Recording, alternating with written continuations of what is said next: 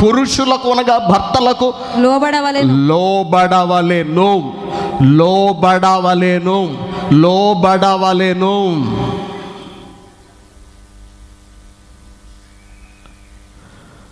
లోబడుతున్నావా?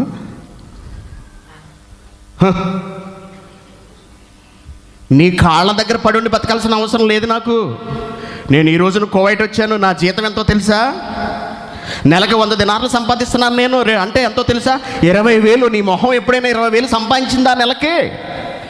ఇక్కడి నుంచి ఫోన్లు ఇంటికి. ఇప్పుడు నా జీతం ఎంతో తెలుసా? నెలకు 150 దినార్లు అంటే 30,000. ఎప్పుడు చూసినా నీ గొర్రెతొక్క బెత్తుడు జీతమే. నీ మొహం పెట్టుకుని ఎప్పుడైనా 30,000 సంపాదించగలిగావా? ఈ రోజు నేను మహారాణిలా బ్రతకగలను నీ అవసరం లేకపోయినా.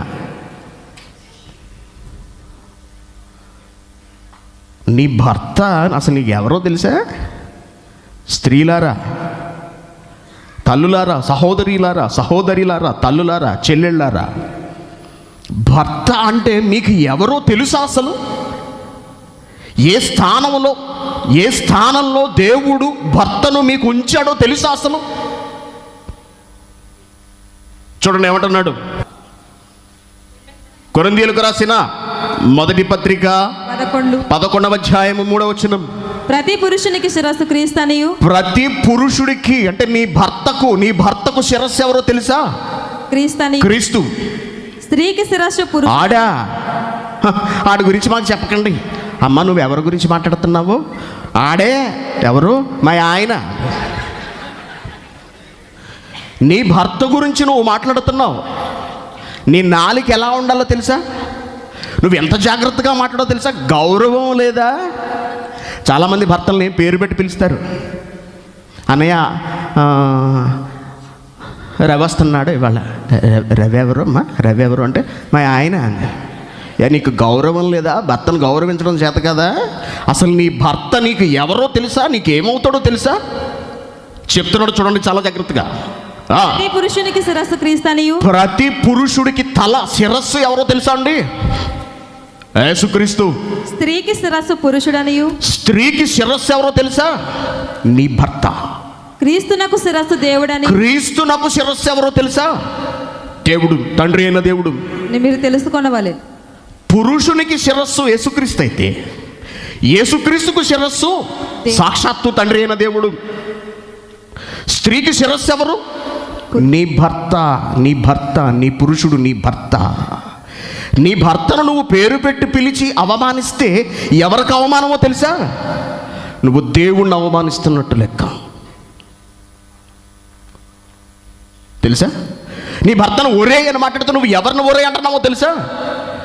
దేవుణ్ణి ఒరే అంటున్నట్టు లెక్క. లోబడాలి. మీకేం తెలుసండి? మా మత్తల గురించి పెద్ద చెప్తున్నారు. ఇందాక నుంచి చూస్తున్నాం మేము. అసలు మా ఆయనలు ఎలాంటి వాళ్ళు మీకు తెలుసా? దానికే వస్తున్నాం, కంగారు పడకండి. అది ఉంది. కాబట్టి దేవుని పిల్లలారా, చాలా చాలా జాగ్రత్తగా ఉండాలి సుమా అంటున్నాడు. ఎఫెసీయులకు రాసిన పత్రిక 5వ అధ్యాయం 23వ వచనం. ఎఫెసీయులకు రాసిన పత్రిక 5వ అధ్యాయం 23వ వచనం. క్రీస్తు సంఘమునకు శిరస్సులాగున పురుషుడు భార్యకు శిరస్సై ఉన్నాడు. పురుషుడు భార్యకు శిరస్సై ఉన్నాడు. పురుషుడు భార్యకు శిరస్సు. మీరు కట్టుకున్న భర్తలనే దేవుడు మీకు శిరస్సులుగా అనగా దేవుళ్ళుగా ఉంచాడు. నువ్వు నీ భర్తకు లోబడకపోతే, నువ్వు నీ భర్తను ధిక్కరిస్తే, నీ భర్తను అవమానిస్తే నువ్వెవరిని అవమానించినట్టో తెలుసా?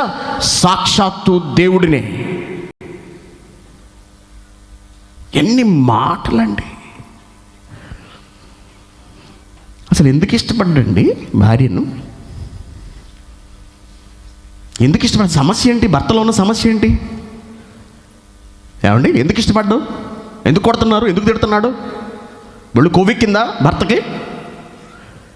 ఏంట్రా అసలు నీ ప్రాబ్లం అంటే చెప్పు. నీ ప్రాబ్లం అంటే చెప్పు. నాకున్నది ఒక్కగానొక్క తెల్లండి. దాన్ని 2 కళ్ళతో చూడదండి. ఇది చూడలేదు అసలు. నీకు నిజంగా భర్త తల్లిదండ్రులను పట్టించుకోని భార్య ఆ ఆడదాన్ని భర్త ఎలా చూస్తాడో తెలుసా అండి తన భార్యను? ఇంకా నా నోటుతో నేను చెబితే చాలా అసహ్యంగా ఉంటుంది. నీకు లేరా తల్లిదండ్రులు? నీకో ఒక అమ్మ ఉందిగా. పుట్టింటోళ్ళు వచ్చారనుకోండి, ఓ మొహం వెలిగిపోతుంటుంది. చూసారు ఎప్పుడైనా? పుట్టింటోళ్ళు ఫోన్ చేసినా, పుట్టింటోళ్ళు ఎవరైనా వచ్చినా మొహం కలకల ఆడిపోతుంటుంది. అదే భర్త తరపు వాళ్ళు ఎవరైనా వచ్చారనుకోండి, మొహం ఆడిపోతాయి. గిన్నెలు అలా బళ్ళు బళ్ళుమని పగులుతుంటాయి కిచెన్లోనూ, మొహం మాడుచుకుని తిరుగుతుంటుంది. వచ్చినోడికి ఎలా ఉంటుందండి? భర్తతో గొడవ పడిపోతున్నాను కూడా మాట మాటికి, వచ్చిన గెస్ట్కి ఎలా ఉంటుంది? అదే పుట్టింటోళ్ళు వస్తే అమ్మోయ్ మతాబు పండగ. భర్త తరపు వాళ్ళను అనగా భర్త తల్లిని కానీ భర్త తండ్రిని కానీ పట్టించుకొని భార్యను భర్త ఇష్టపడండి. భర్త ఇష్టపడడండి. భార్యలకు తెలియని విషయం ఇది. పెళ్లి చేసుకున్నారు ఓకే, రాకాసి అత్తగారు పక్కన పెట్టండి. భర్త అత్తగారు మంచిది కాదు, సాది చంపించేస్తుంది. అదొక చండాలమైన స్త్రీ. అది కాదు, అలాంటి వాళ్ళ విషయంలో కాదు నేను మాట్లాడుతుంటా. నీ పట్ల ఎంతో ప్రేమగా వ్యవహరించినప్పటికీ, నిన్నొక కూతురులా చూసుకుంటున్నప్పటికీ ముసలి వాసన, ముసలి కంపు, ముసలి పద్ధతులు అంటూ మాటలతో కొళ్ళబడుస్తూ భర్తకు లేనిపోని కంప్లైంట్లు ఇస్తూ భర్త మనసు విరిచేస్తే ఆ తల్లి మనసు ఎంత బాధపడుతుంటుంది. అందుకే తన తల్లిదండ్రులను పట్టించుకొని ఏ భార్యను భర్త ఇష్టపడండి అసలు. అందుకే ఒక ఉత్తమురాలైన కోడలి గురించి బైబిల్లో రాయించాడండి. కోడలు అంటే ఎలా ఉండదు? ఎందుకంటే ప్రతి స్త్రీ ఒక కోడలే. ప్రతి స్త్రీ ఏదో ఒక రోజున ఒక కోడలు కావాల్సిందే. అందుకే కోడలు అంటే ఎలా ఉండాలో, అత్తతో ఎలా వ్యవహరించాలో రాయించాడు. చూడండి, రూతు గ్రంథం 1వ అధ్యాయం. రూతు 1వ అధ్యాయము 16. అందుకు రూతు నా వెంబడి రావద్దనియు నన్ను విడిచిపెట్టుమనియు నయోమికి 2 కొడుకులు, వాళ్ళిద్దరికీ భార్యలు, 2 కోడళ్ళు. కొడుకులు 2 చచ్చిపోయారండి. చిన్న వయసు ఉన్నవాళ్ళు. అమ్మ, మీ భర్తలు చచ్చిపోయారు, నేనా ముసల్దాన్ని అయిపోయాను, మీ మటుకు మీరు వెళ్ళి పెళ్ళి చేసుకుని ఆనందంగా జీవించండి. ఎంత మాట అన్నావు తల్లి, దీని గురించి నేను ఎదురు చూస్తున్నాను అని చెప్పి ఒక కోడలు వెళ్ళిపోయింది. ఇకపోతే రూతు అనే ఆమె నిలిచిపోయిందండి. రూతు అనే ఆమె నిలిచిపోయి ఏముంటుందో చూడండి ఒకసారి. అందుకు రూతు నా వెంబడి రావద్దనియు నేను నీ కూడా వస్తానత్తా, నువ్వేమన్నా సరే కూడా రావద్దని మాత్రం నువ్వెంత మాత్రం అసలు నాతో చెప్పడానికి వీల్లేదు. నన్ను విడిచిపెట్టుమని విడిచిపెట్టమనియు నన్ను బతిమాలుకొనవద్దు. నాతో అనకసలు నన్ను బ్రతిమలాడొద్దు. నీవు వెళ్ళు చోటికే నేను వచ్చేదను. నువ్వు వెళ్ళు చోటుకే నేను వచ్చేదను. నీవు నివసించే చోటునే నేను. నువ్వెక్కడ నివసిస్తే నేను అక్కడే నివసిస్తాను. మీ అమ్మ కావాలా, నేను కావాలా? నెమ్మదిగా అమ్మ దగ్గరికి వెళ్ళి, అమ్మ ఇది మాట వింటలేదు, ఏం చేయమంటావు నన్ను? సర్లేరా అయితే నేనే వెళ్ళిపోతాను, లేదా మీరే వేరే కాపురం వెళ్ళిపోండి. ఆవిడన్న చోటు నేను ఉండను, మీ అమ్మన్న చోటు నేను అసలు ఉండను. కానీ అత్తగారే ఈ కోడలే ఉంటుంది. ఈ కోడలే ఉంటుంది, నీవు వెళ్ళు చోటికే నేను వచ్చేదను. నీవు వెళ్ళు చోటుకే నేను వస్తాను. నీవు నివసించు చోటనే నేను నివసించేదను. నీవు నివసించు చోటనే నేను నివసిస్తాను. నీ జనమే నా జనం. నీ దేవుడే నా దేవుడు. నీవు మృతి పొందు చోటనే నేను చచ్చిపోతాను. నువ్వెక్కడుంటే నా బ్రతుకు కూడా అక్కడే అత్తా అంది. శభాష్. కోడలంటే అలా ఉండాలండి. కానీ మనం దేవుడే మాకు లెక్కలేదు. అత్త ఒక లెక్క, అత్తగారు ఒక లెక్క. తట్టుకోలేని భర్తలు తల్లిని పంపించేస్తుంటారు. తట్టుకోలేని భర్తలు వేరే కాపురం పెట్టేస్తుంటారు. కానీ తట్టుకోలేక ఉన్న భర్తలు ప్రకృతిని ఆశ్రయిస్తుంటారు. ప్రకృతిని ఆశ్రయిస్తారు. కళ్ళు తెరిస్తే కనపడేవి చెట్లు. రా అని ఆహ్వానిస్తుంటాయి చెట్లు. రా, నీకు ఏ కొమ్మ కావాలో తీసుకో. ఆలోచించండి. ఎందుకు చెబుతున్నానంటే ఇవన్నీ నేను స్త్రీ మనస్తత్వం పురుషుని మనస్తత్వంతో అనగా దేవుడు కల్పించిన ఉద్దేశంతో ఏకీభవించట్లేదు. ఏ విషయంలోనూ కూడా ఏకీభవించట్లేదు. అలా అని భయంకరంగా రాసి రంపాన పెట్టి పట్టించుకొని భర్తలు లేరు అని నేను అనట్లేదు, ఉన్నారు, అలాంటి వాళ్ళు కూడా ఉన్నారు. కానీ అతి తక్కువ కేసెస్లో మాత్రం ఇవి మనం చూస్తాం.